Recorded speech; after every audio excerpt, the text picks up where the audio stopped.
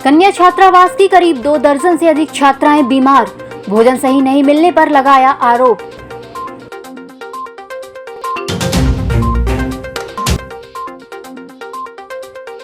फर्जी कंपनियों के नाम पर दवाइयों का कारोबार।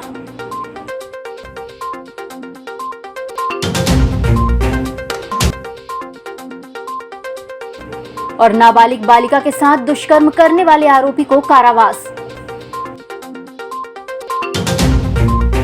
नमस्कार, बालाघाट लाइव में आपका स्वागत है और मैं हूं आपके साथ एकता। आइए बढ़ते हैं खबरों की ओर।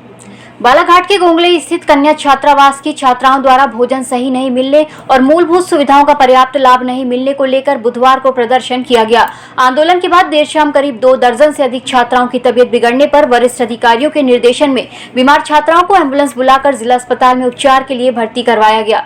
प्राप्त जानकारी के अनुसार बीमार बच्चों में कक्षा 6वीं की छात्रा देवकी उइके, आरती मरावी, मौसम पुसाम, आंचल मरकाम, रीना मेरावी, एकवंती टेकाम, कक्षा 7वीं की छात्रा मिनेश्वरी मेरावी, आरती उइके, रेवंती धुर्वे, साधना उइके, अंजलि उइके, प्रीति उमरे और कक्षा 8वीं की छात्रा सावित्री धुर्वे, रीभा मारकाम, अंजू पड़ते, महिमा मेरावी, प्राची धुर्वे, प्रिंसी वरकड़े, पलक उइके, स्वाति उइके सहित अन्य शामिल हैं। अंदर से अच्छा नहीं लग रहा है, उल्टी लगता है। कब से अच्छा नहीं लग रहा है? कहाँ रहते हैं अभी? कहाँ पढ़ाई कर रहे हैं? अभी कन्या शिक्षा परिसर में पढ़ाई कर रही। बालाघाट मलाजखंड से रहते हैं। कब से ठीक नहीं लग रहा है आपको? सुबह से ही। कितनी छात्रावास की, कितनी आपके सहेलियाँ लोग आई हैं? कितने लोग हैं? बहुत सारे लोग हैं। औषधियों के निर्माण और उनकी मार्केटिंग का कारोबार बालाघाट जिले में लंबे अरसे से चल रहा है। औषधियों के कारोबार की वैधानिकता के संबंध में निरीक्षण का अधिकार औषधि प्रशासन को सौंपा गया है, लेकिन औषधि निरीक्षक की सांठगांठ और उसके संरक्षण में किया जा रहा है।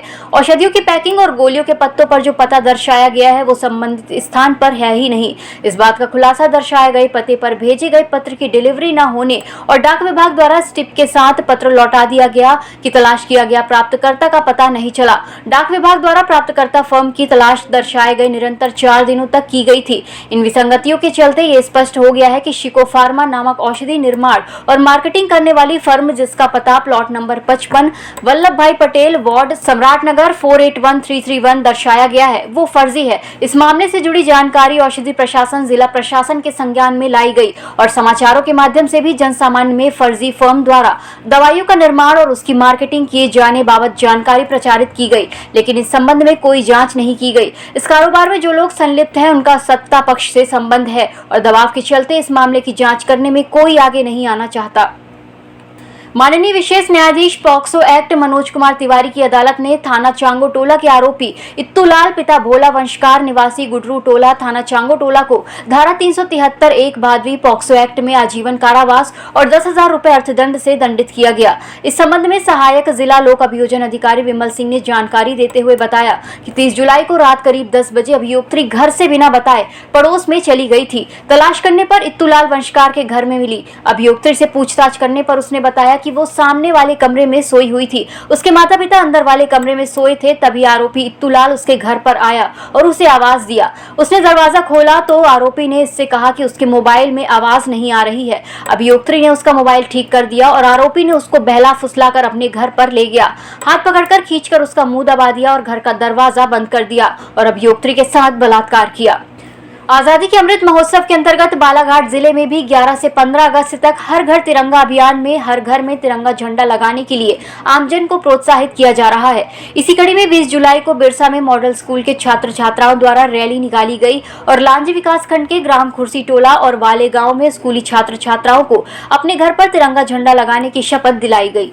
बैठक में गर्भवती माताओं के पंजीयन के समीक्षा में पाया गया कि चालू वर्ष में जिले में 45,643 गर्भवती माताओं के पंजीयन और प्रसव के पूर्व उनके 4 चेकअप का लक्ष्य दिया गया है। माह अप्रैल से जून तक 11,411 गर्भवती माताओं के पंजीयन के लक्ष्य के विरुद्ध 8,408 माताओं का पंजीयन किया गया है।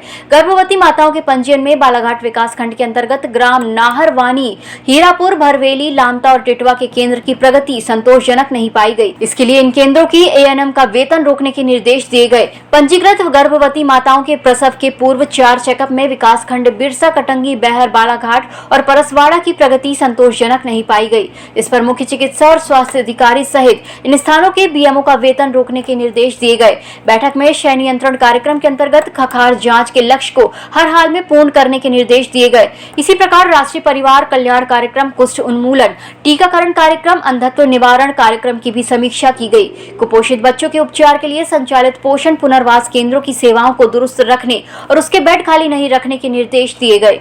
बालाघाट जिले में 11 से 15 अगस्त तक चलने वाली हर घर तिरंगा अभियान में सहयोग के लिए स्वयंसेवी संस्थाएं भी आगे आ रही है। इसी कड़ी में 21 जुलाई को हम फाउंडेशन बालाघाट के सदस्यों ने अपने सक्रिय साथियों के साथ जिले के अध्यक्ष यूनुस खान के नेतृत्व में कलेक्टर डॉक्टर गिरीश कुमार मिश्रा को 5,000 रुपए की राशि प्रदान की।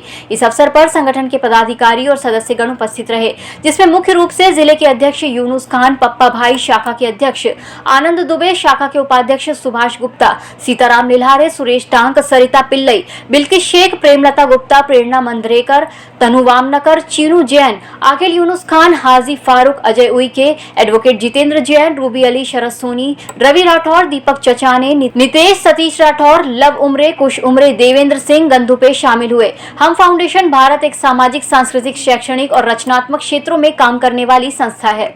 इस बुलेटिन में फिलहाल इतना ही। नमस्कार।